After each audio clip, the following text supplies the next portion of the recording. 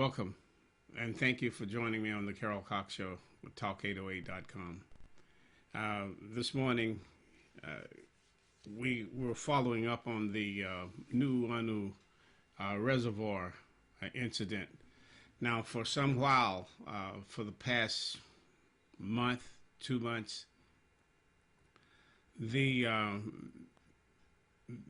public there in Nuuanu and the homes there and some of the people experience a very heavy runoff of dirty water, we'll say, or silt-laden water. Initially, we got calls from a number of residences asking for assistance because they couldn't get any answers from the Board of Water Supply or the state or wherever they would call. Apparently, it wasn't giving them good answers or giving the right answers or easing their minds, because what this is if you can imagine homes situated along the stream of the Nuuanu stream, if you see that each house, there's the stream itself, and water runs, little arms run off to each home practically, and fuels or loads up, provides water, fresh water for fish ponds, private fish ponds. And in those fish ponds, there are some very valuable koi fish and other fish, freshwater fish, and native species. So they were impacted in such a way that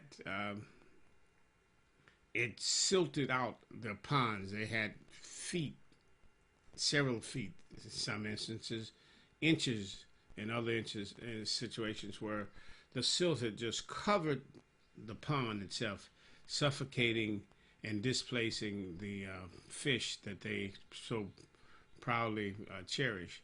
And some of them, I was told, some of them go back to 90 years and were hand-me-downs by family members over the years. So I don't know to what extent they recovered their koi, but it was an interesting situation. So we looked into it and found out that yes, indeed, there was something more than met the eye. It was a bigger problem. And as you know, what we talk about on this show, the Carol Cox Show, Bittersweet News, is that our biggest polluters in this state are government entities or government agencies. It is either their projects, their land, or something that identifies or connect them with the illegal activities. For example, if it's the Department of Hawaiian Homeland, we find that in one instance, now many other instances of illegal dumping, illegal burial of waste and what have you, but imagine 13 tons of calcium hydroxide chloride, or white powdery substance used in fixing highways. This material was just left there undumped on state land owned by the Department of Hawaiian Homeland. Take, for example, Maili Stream. We found that the city and county of Honolulu dumped and buried some 3,000 tons of cement that was collected from various sidewalk jobs and street jobs throughout the municipality of Honolulu. So it's not uncommon to find that government entities are responsible, and that a lot of this, they provide shelter, a harbor, safe harbor for illegal dumpers, and they do nothing. But getting back to the Nuuanu stream, so we get the call, and we want to know what's going on. So we go up and look, and as you'll see in some of the video, the stream was changed from a pristine, transparent water, clear water, almost safe to drink, but we don't recommend drinking because of leptospirosis and other bacteria unless it's treated. But you get the picture. It was a sight for sore eyes to see, so to speak. But what happened, this water up slope in the Nuuanu Reservoir, the city and county of Honolulu Board of Water Supply is the owner of the activities in the reservoir itself, but the land that it is situated on is owned by the State Department of Land and Natural Resources. So you go figure that out, and while you're doing that, we'll continue to entertain you with the little bits of what we found. The Nuuanu stream, and it goes for about 1.83 miles from the reservoir itself to the ocean. Now, we were concerned with that, and we had grave concerns. What is happening here? We looked at it, and it was shocking. The amount of waste, the amount of silt, the amount of boulders, the amount of trash, and that was found deposited in there, clearly from the activities upstream in the reservoir. So, what about this reservoir? Well, the public, as I told you, tried to get some answers, and they weren't given straight answers, by the way. It was something more of a hunt and peck and get you to tell us the truth. And I want to read you a statement, a partial statement that was provided by the Board of Water Supply in response to questions that were posed to them regarding this incident where all of this silty water, foul water, was continually going down the stream. And this took place from at least it went into 2 months. But they claim that it did not. They, being the Board of Water Supply, said no, it wasn't that long and just a few days. But aloha, the ongoing construction of dam improvements at the Nuuanu Reservoir ensure the safe and reliable operation of the dam. The work requires a significant lowering of the water level behind the dam in order for our contractor to access and outlet structures. Beginning Wednesday, February 6th now, Board of Water Supply successfully cracked open the gate that impounds the water behind the dam approximately 2.5 inches. While water has always flowed out of the discharge pipe, the operation of the gate increased the flow of that pipe. This water eventually combines with the Nuuanu stream. There's a problem there. Well, first of all, if you're in the stream or you're in the reservoir and you're dredging, you're displacing sediment, you're disturbing the sediment, you're causing it to become suspended in the water, and then it's called turbidity. So you increase the turbidity by introducing this activity in slushing and what have you, plucking and doing whatever you do with dredges. So that creates a poor quality water. And as you heard, they are wanting to take away open the gate up. Now, why would you open a gate if you know the water is mucky and that you are adding to it or exacerbating it by running a dredge in it? You would think just the opposite. You would want it to settle down. But apparently that wasn't the case. So prior to opening the gate, we reached out to area residents and with the flyer, door-to-door, canvassing the residents along Nuuanu Stream. We wanted to alert residents to changes in the flow of the Nuuanu Stream. Changes in the flow, that's acceptable. You would want to let people know that you're going to increase the flow, so normally hiking and dredging, walking across the streams may not be safe. So you want to avoid those on the high water levels that are increased. But it wasn't about that. It was about poor management, and then to add troubles to this situation. We were told, and they were told, the public, was that unofficially was that there was a cable that broke while they were trying to raise the gates. Well, it doesn't matter really, because if you got stink water or dirty water laden with silt in the reservoir, you're confirming that you opened the gate. We have that confirmation. You're confirming that it is your actions that causes pollutant to go down. Now, sediments in streams is good things if it's done in a natural process. You understand that? The geomorphology that is involved, and animals actually acclimate to certain types of sediments and the rate they roll and the levels of water and whatever. That's all a natural adaptation. This was something that was thrust upon this environment. And so when we say our concerns at the time of the initial opening was the ability to even operate the gate.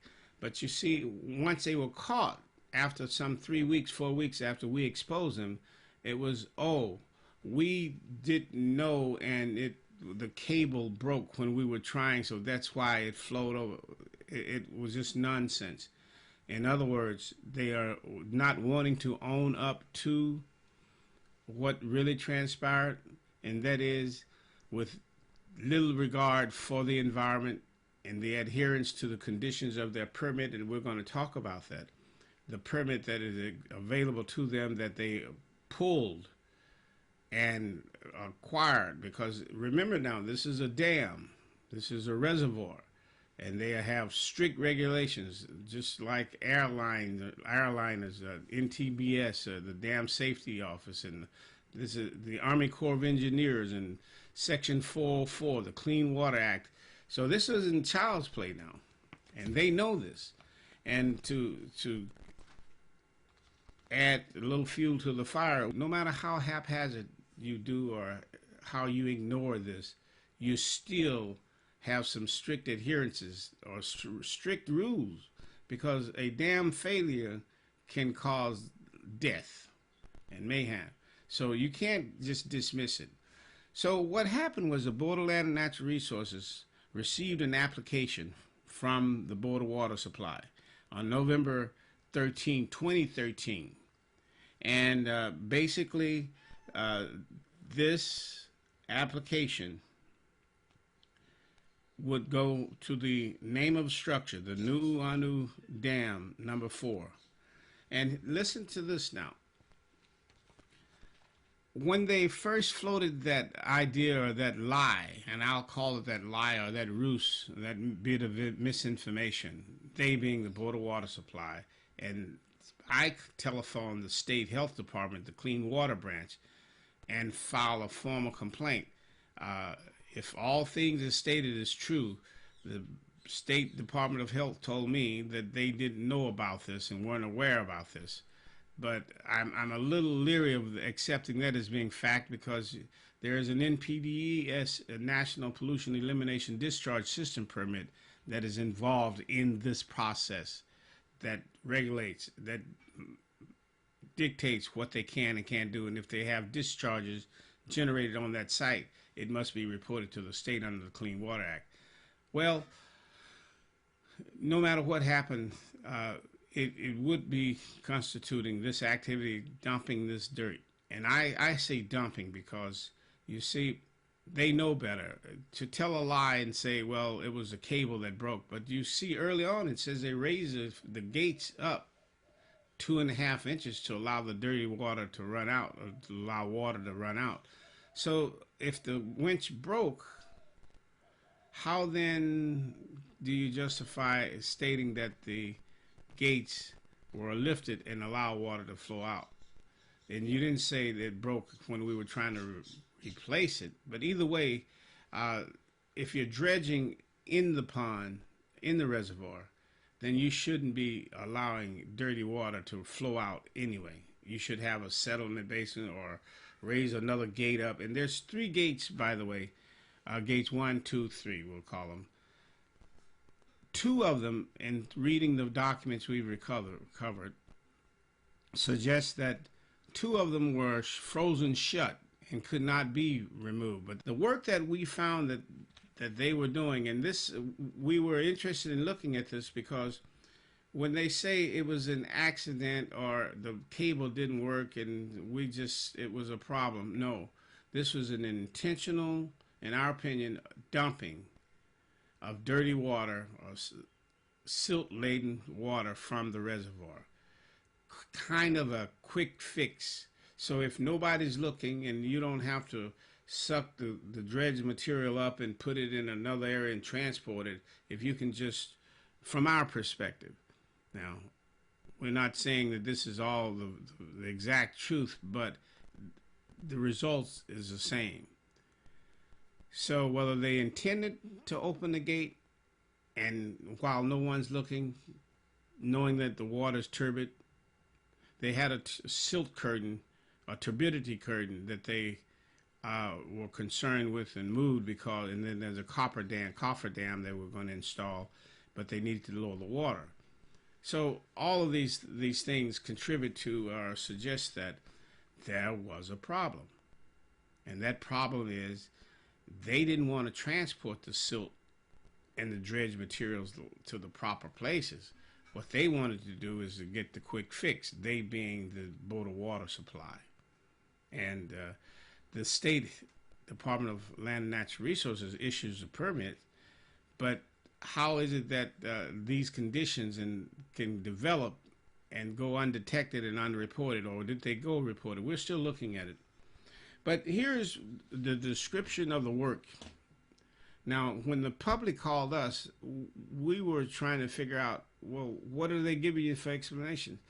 Well, they told us they're dredging, they told us it broke, they told us different stories, but in the meantime, they were being wiped out, they being the houses down below with the fish ponds.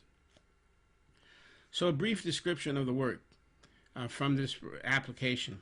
Reservoir sediment dredging. Repair and rehabilitate existing intake tower structure. Includes window repairs, refurbish operating controls, repair sluice gates and frames. Replace debris cages, replace outside ladder and repaint water gauge markings. Repair and resurface access roads, restoration of cutout road, downstream slope, extend outlet drain pipe, install stilling basin, riprap and concrete channel weirs, bridge rehabilitation. And this is, you can get this, go to carolcox.com and we'll posted all this material. So if you are an affected homeowner up there, or just a person who's interested in knowing what really went on with this, and I don't want to sit here and whine like a baby and exaggerate the impacts of this, but let me just point out to you, we need streams. We need to care for our streams because they replenish there are species of fish and other aquatic species that rely on quality water. Now, if that is diminished and it's just at the hands of and the doings of a state agencies who's responsible, city agencies who's responsible for the care and malama, the Aina, taking care of the Aina, of the land, then you shouldn't have any problems discerning who's right or wrong in this situation and what they should not be rewarded this and should be prosecuted to the fullest extent of the law for this knowing violation. I don't believe that these documents suggest that there is no way they didn't know, because there are specific conditions in this permit and this application and under the Clean Water Act violation, the Clean Water Act of the United States and Section 404. Inexcusable. Someone's head needs to roll. This document here and what they were going to work on is clear where the problem lies. Wasn't a broken cable. Now, when we talked to the state clean water office, we initially were told the same thing. Well, they didn't know about it. That's what we were told. And this is a clean water branch. So if they didn't know about it, dereliction of duty and the responsibility, it's offensive. I believe the state agency should, in fact, prosecute the city, because let's say you know better. You know what the conditions are. You know that you, as part of your application, you cannot do anything to damage or harm the reservoir or the water, the stream below. And you go out and you cut the limbs and the weeds and what have you to keep it from. So what they said was, in a later statement, the muck and the silt that you see here was generated by the water rushing down the stream and plucking away the sediment and causing the dislodging the sediment and creating silt, introducing the sediments of the mud and the grass to the stream, when in fact they know they're up in the reservoir dredging, have obtained a permit, and yet they're lying. These are people that protect our resources, our drinking water. Now, the reason for, just a sidebar, the reason I'm told in the reading in here is that they're doing this dredge material for safety of the community down below, because if this dam is not cared for or kept in good condition, it could be breached by heavy rains or storms or what have you, or collapse, or, that kind of. And so you want to take measures, safe measures, to safeguard against any of these activities, failures. But it does not permit you to pollute, and to say that it was water rushing down the banks. Well, if that's the case, folks, then why allow them to introduce the volume of water that would create the velocity that would then generate the plucking of the sediment from the shoreline or the bank, the stream banks? So either way you look at it, it was wrong. Now, what are the impacts here? From the top of the 965 feet high elevation to the stream, all the way down to the ocean was mud, chocolate, silt-laden water, fresh water, that flowed into the Nuuanu stream, went through, meanders its way through the Chinatown area, Riverwalk, and into the ocean. One state official said that he'd never seen it this bad. This is the worst he's ever seen it.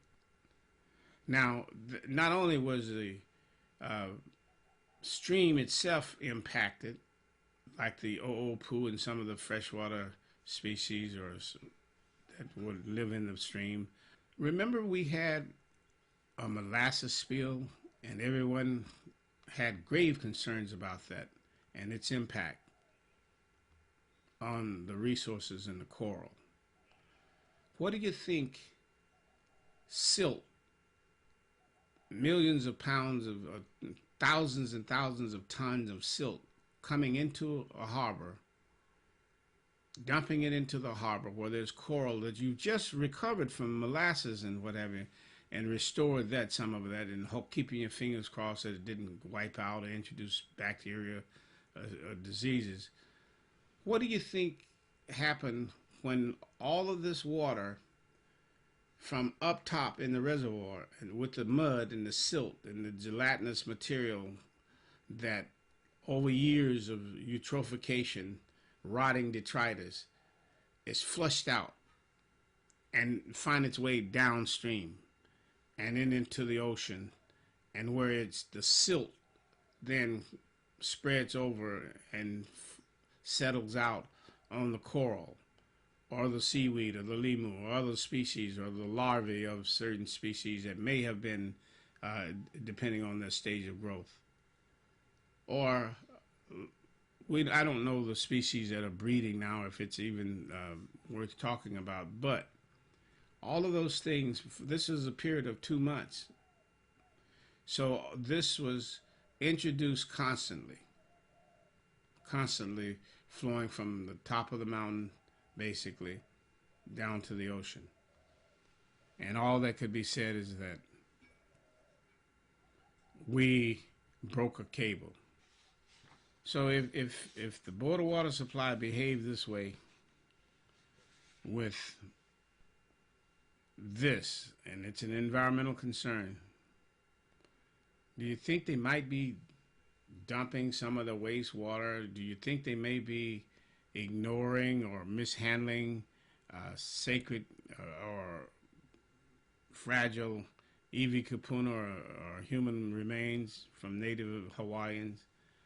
Or do you think they're natural sites or historical sites that they may be reckless about? Because this effort, it's you try to keep a level head about this, and you try to not get too upset about it. But when you see something like this, and then when you see the lies and the misinformation and the irresponsible response to the public who's being impacted, basically asking, help me, we need help. And all that you do is give back and forth to them, and then in a flippant way, after a news story is done, then all of a sudden you want to let them know that if they were damaged, then file a claim. Why didn't they admit that up front 2 months ago? But once again, that speaks to that mafiosa mindset, attitude. If you speak out, you get knocked out. No citizen should be subjected to the abuses or the missteps or the illegal acts of government entity or anyone costing them anything. No one. So the government isn't above the law, and they don't have a right to damage your property. They don't have a right to seize your property. They don't have a right to contaminate and pollute the environment. And there are exceptions and exemptions, and they've already mitigated that and set things up. So push all that aside and, okay, that looks good.